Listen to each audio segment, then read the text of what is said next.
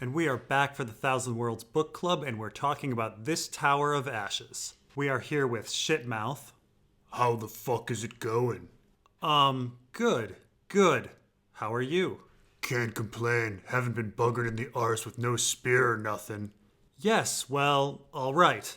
Well, This Tower of Ashes is a fantastic read, and it's a bit on the short side, so you don't have much excuse for not checking it out. Plus, I relate this story to Stannis, a fan favorite. I've left the link below to both the written and the audio. Normally I don't give spoiler alerts, but the power of this story comes in its ending, and it really demonstrates how great George R.R. Martin is at endings. So please, read the story first, then come back, because I will ruin it for you. Yeah, don't fucking ruin this shit for people. It's a fucking good story. So, continuing on, as you all know now because you've all read the story, This Tower of Ashes takes place on Jameson's world, a mostly oceanic world where the human population, known as Jamies, mainly lives on islands. However, there is a large, mostly unexplored mainland. It's a fairly simple story of a man named Johnny whose wife leaves him, but she still wants to be friends with him.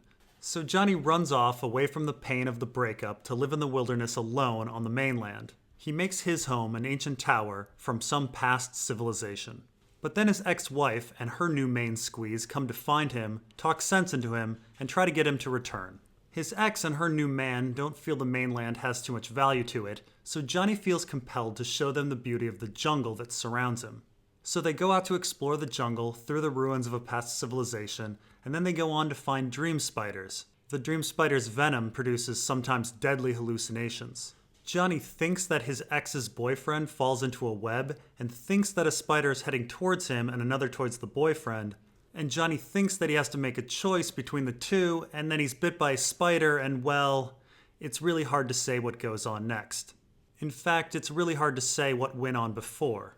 Fuck, what an ending. I thought I understood what was going on, and then the fucking 8-legged cat comes out. What the fuck? Was that cat a dream spider, or was he just imagined?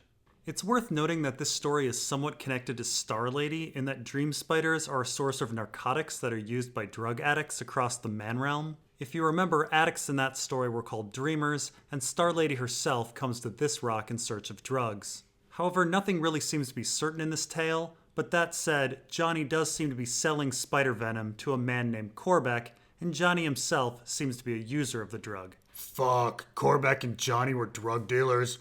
Bugger me in the arse. Yeah, we hear that the only people that come to the mainland are drug dealers called Spider-Men, and Johnny specifically says that Corbeck is a peddler of dreams.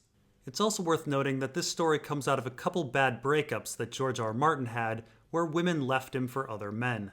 He clearly felt lonely, embarrassed, inadequate, jealous, powerless, and self-pitying. He even chose to remain friends with his ex, Lisa Tuttle, which must have been very difficult. Many of us have been there, and this story is so brutally honest and true to the feelings that people feel during that time. Yeah, this fucking story reminded me of my ex-girlfriend Tammy. Sometimes I look back at those moments and it's pretty fucking painful. You know, it started out with her so great. She would laugh and I felt whole, like all I need in life is for this person to be happy. And there were those times we would just stare at each other until my heart felt like it would explode. And those first weekends we spent mostly in bed were so perfect. And then it started going downhill. She would say, "Hey, you," but it didn't sound that genuine. And she didn't text me back quite fast enough. And I knew what was coming. I kept thinking I could fix things if I were nicer, but that just seemed to make her dislike me more. And now I look back wondering if I could have prevented the whole thing if I acted just a little different, you know? And then I killed her. So anyway, I'd like to go to the end and talk about what's going on there. We know that Johnny remembers a choice between saving Jerry or himself in the jungle and chooses to save Jerry. 2 spiders are coming and he only has enough time to kill one, so he chooses to save Jerry because he loves Crystal so much and wants her to be happy. Except we find out that didn't really happen. There was only one spider and it bit him alone. It's quite clear that the saving of Jerry was imagined. Johnny was simply bit and created a fantasy in his head. He created a narrative that fit his sick, heartbroken mind. And then we face the fact that Squirrel the cat has 8 legs, and we question reality on an even higher level. Is Squirrel even real? Did Crystal and Jerry even come to visit?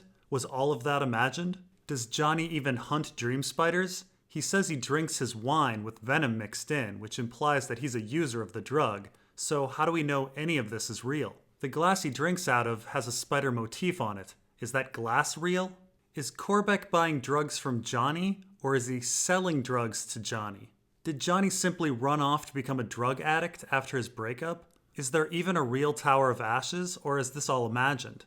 The more you examine the story, the sadder the story becomes. But it does bask in the power of wondrous ambiguity. Shit, I'm fucking depressed. I miss Tammy. Spiders themselves seem to represent lies in this story, or at least the webs they spin are lies. And Johnny notes that the webs in the forest are strikingly beautiful, just like the lies he tells himself are beautiful. The webs of lies remind me very much of Varys, but also of Rohan Weber from The Sworn Sword. Her sigil is a spider and a web. Rereading that story, Lady Rohan is much, much less sympathetic than on the first time through. She is actually a horrible person who tortures people to death and perhaps even murdered her past husbands. But our protagonist Dunk falls for her. I do wonder if the same metaphor of a web of lies holds for that story, Dunk being taken in by the beauty of her lies. The forest itself contains some other things like trees with red veins that echo werewoods and blue moss that Johnny thinks is beautiful, but which really crowds out other life. I wonder if this moss isn't a metaphor for Johnny's smothering love. I would like to talk about this tower a bit. The tower is windowless with a spiral staircase inside that leads up to the roof, and our protagonist goes up there to dream and presumably participate in drug use. It's remarkably similar to Stannis' tower in the Crofters' village, windowless with a spiral staircase leading up to the roof, and Stannis goes up there to stare into the flames like he's some sort of drug addict. Stannis even loses massive weight like he's on heroin or meth. Is Stannis on drugs, or are the flames his drugs? And in both cases, these towers seem to be symbols of loneliness and isolation. I'm so fucking lonely. Of course, loneliness and isolation are fundamental themes of all George R.R. Martin's works.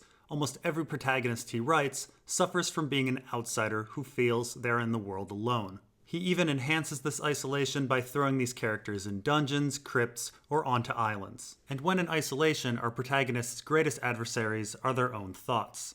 What Johnny's tower is made of is also interesting. Johnny suggests obsidian, but knows that's impossible. He later describes the substance as ash. And the title of the story holds to that. A tower built from ashes. That is a sad thought. Johnny is living in a hovel of the burnt remains of something dead and gone. And his relationship is dead too, but he hides inside the painful memories of it. He alone believes it all has value, but everyone else is moving on. The islanders want to kill off the dream spiders and forget about what ecology and past civilization may have existed on the mainland, and Crystal and Jerry want to move on beyond Johnny's relationship with Crystal. Johnny is stuck living in a very sad past, in his Tower of Ashes. So lonely. Now I will say I think our author thinks there's value to the memory of painful loss. He has another story written around the same time called For a Single Yesterday about a drug user who dreams of the past. The message about the value of the painful past is more explicit. A character definitely believes something is lost in the process of moving on. I'm not sure I agree with him, but our author, at least in the 70s, thought there was value to this painful past, just as Johnny thinks there's value in learning about the dead civilization of the mainland. I'm not sure our author ever articulates exactly what the value is in painful memory. I think perhaps beauty, but he definitely advocates for the value of pain. This may be why he chose to remain friends with his ex, Lisa Tuttle. And that's about it for this Tower of Ashes. A lot of these themes will be revisited when we get to Dying of the Light and Meathouse Man. I'd like to thank Shitmouth for joining us. And next time we'll be talking about And 7 Times Never Kill Man, which may have everything to do with the Children of the Forest. The link for the audio and the written are below. See you then.